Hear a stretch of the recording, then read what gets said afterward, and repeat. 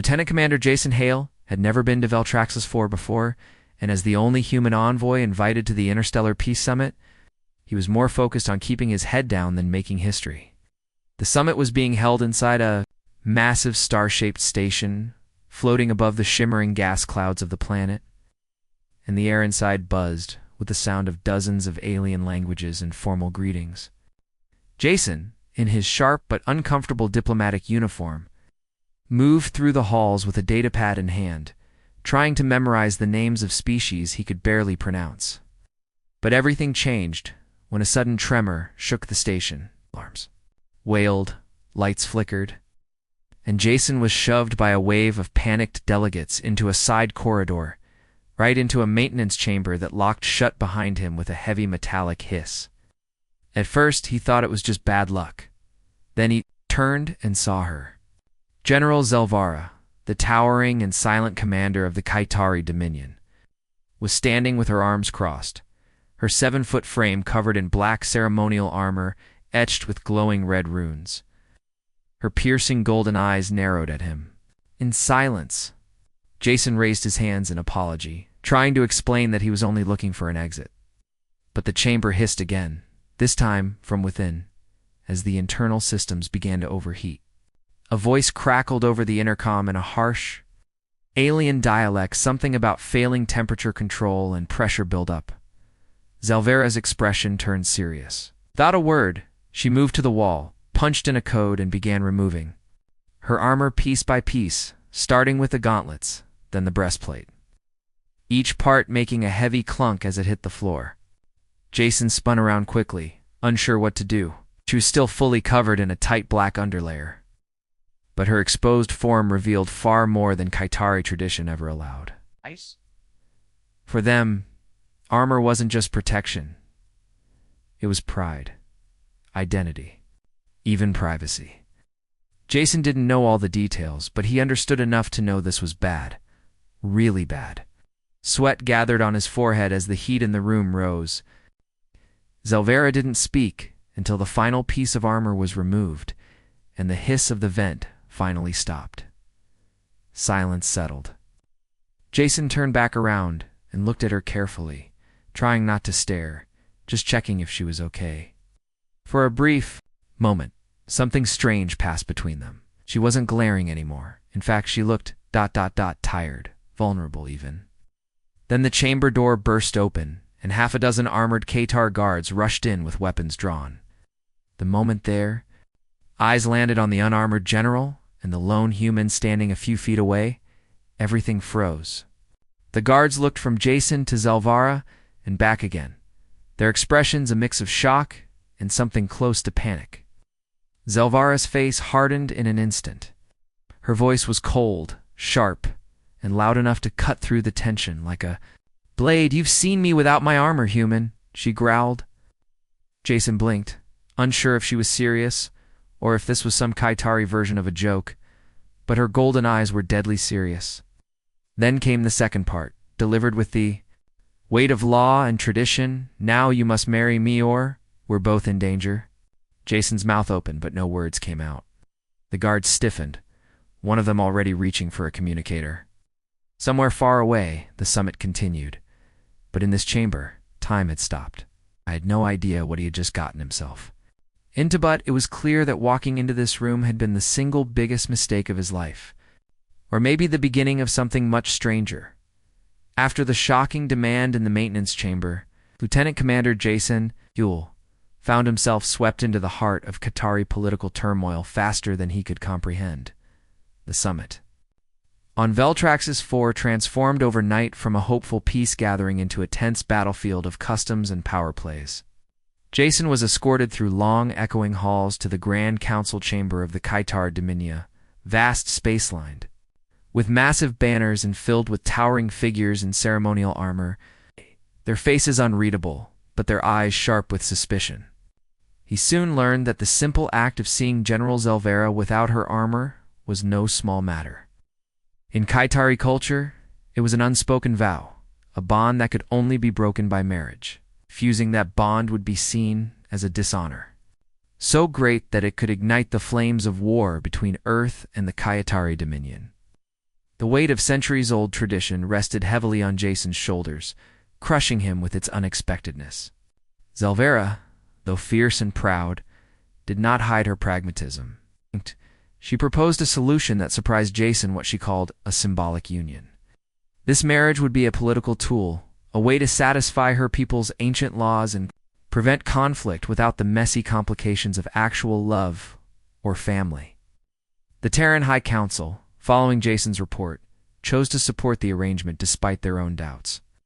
They saw this unusual marriage as an opportunity, a chance, to build a bridge to the Qatari, to turn a potential disaster into a lasting alliance.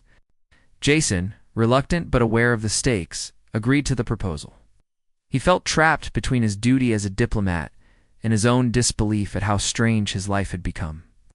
Behind closed doors, away from prying eyes and armored guards, Zelvera revealed something unexpected to Jason. She admitted that the moment he saw her unarmored was the first time in her entire life she had shown that vulnerability to anyone. Even her closest advisors had never glimpsed beneath the armor's cold, intimidating surface.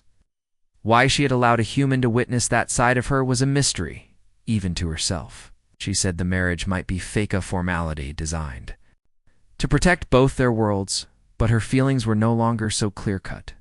Something had shifted in her, a warmth that confused and frightened her. Jason, for his part, found himself drawn to the complexities beneath her warrior exterior. And the woman behind the armor was not just a symbol of power and fear, a person struggling with her own doubts and hopes. As the days passed and negotiations continued, Jason and Zelvera found themselves navigating the delicate balance between tradition and change, between duty and desire. Each meeting, each glance, carried unspoken meaning. The summit's atmosphere remained tense, with whispers of discontent from both Qatari and Terran factions who viewed the union with suspicion or disdain. Yet, amidst political intrigue and cultural clashes, an unexpected alliance began to form, one that could change the course of history for both their peoples.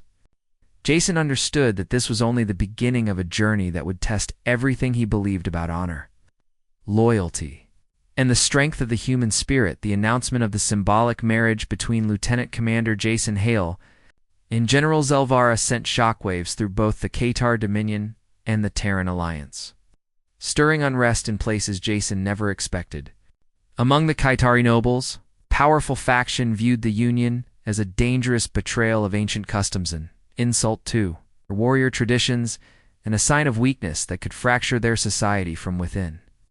At the same time, back on Earth and in the interstellar markets, a Terran arms conglomerate saw the growing peace as a threat to their profits, and quietly began funding groups willing to sabotage the alliance. What started as political grumbling soon escalated into open attempts to destabilize the fragile peace. Assassination plots were uncovered just in time. Diplomats were discredited with carefully planted misinformation, and secret communications were intercepted by unknown enemies. The summit venue, once a place of hope, became a web of tension and suspicion. Jason, though trained as a diplomat, found himself thrust into unexpected roles: part spy, part soldier, part negotiator. His human adaptability surprised many, especially the Qatari officers who had long underestimated the tenacity and quick thinking of a species they considered soft and fragile. Jason learned to fight not only with weapons, but with words, uncovering plots and turning enemies into allies through his mix of courage and humor. His calm presence under fire earned him grudging respect, and his refusal to back down even when outnumbered made him a symbol of the new alliance's potential. Meanwhile, Zelvera observed Jason closely. The general had expected a polite, distant human, but instead found someone who listened carefully, not just to her words, but to the fears and hopes of those around them, including their enemies. She was intrigued by his strange human way of showing empathy, by his quick jokes, even in the darkest moments, and by how he treated her not as a distant commander, but as Zel, a name that surprised her with its warmth and closeness. In Qatari culture, names carried power, and to hear hers spoken so simply stirred feelings she never thought possible. Their partnership grew stronger as they faced threats together, their differences slowly blending into mutual respect and an unspoken understanding, yet the dangers only increased.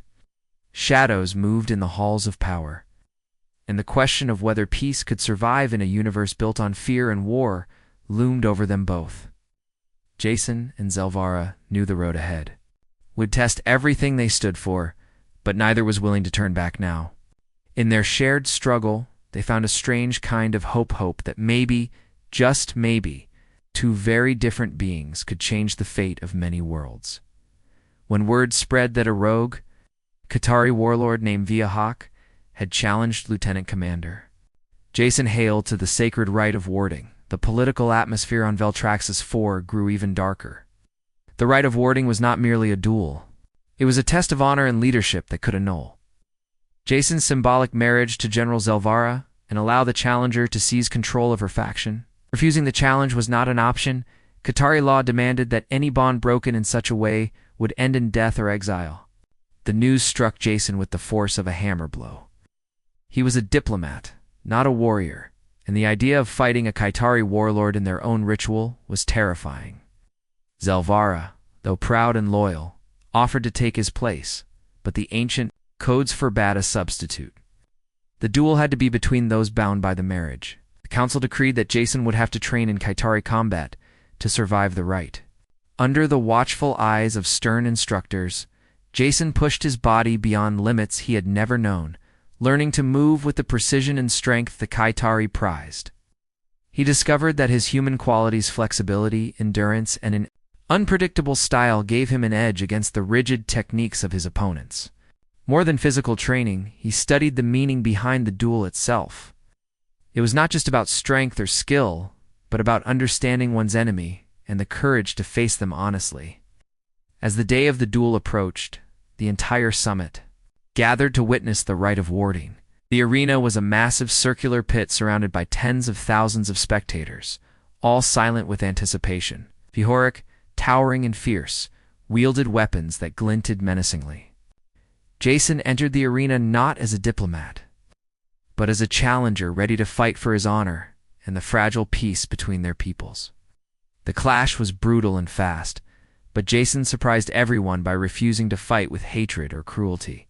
Instead, he sought moments to show restraint, to avoid unnecessary harm, and most shockingly, to offer mercy. When Vihoric fell to the ground wounded, Jason extended his hand instead of delivering a final blow. This act of mercy stunned the crowd and confused his opponent. In Qatari culture, mercy was seen as weakness, yet Jason's gesture forced everyone to reconsider what honor truly meant. The council declared Jason the victor, not because he was the strongest, but because he understood what it meant to lead. With heart and wisdom, in the quiet moments after the duel, Zelvara approached him. Her eyes, usually hard and commanding, softened as she spoke quietly.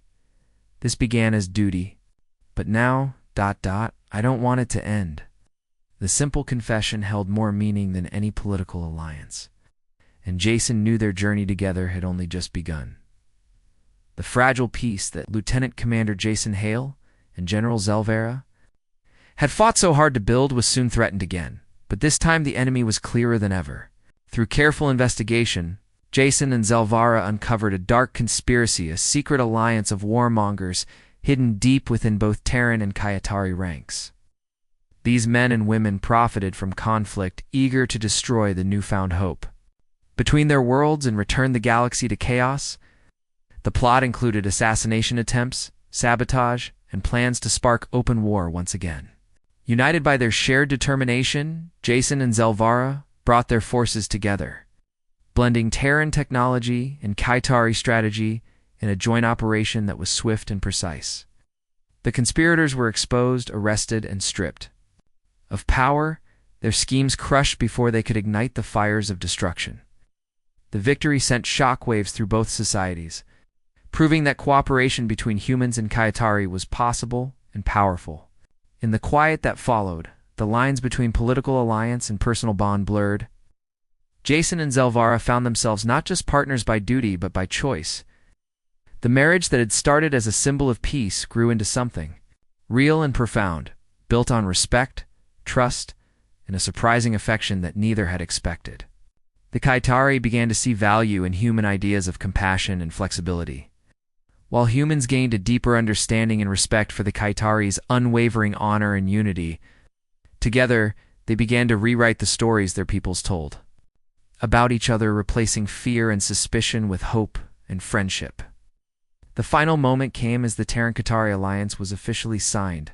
The ceremony watched across star systems and celebrated by millions. Standing side by side, Jason caught Zelvera's eye and raised an eyebrow with a small, teasing smile. So, am I still your husband by accident? He asked softly, the weight of their journey hanging between the words. Zelvera returned, his smile, her voice warm and steady as she answered, "No, you're my husband by choice." The crowd around them erupted in applause, but for Jason and Zelvera, it was a quiet, powerful promise, one that marked not just the beginning of an alliance, but the birth of a new future where two very different worlds could grow together, stronger and wiser, under the same stars.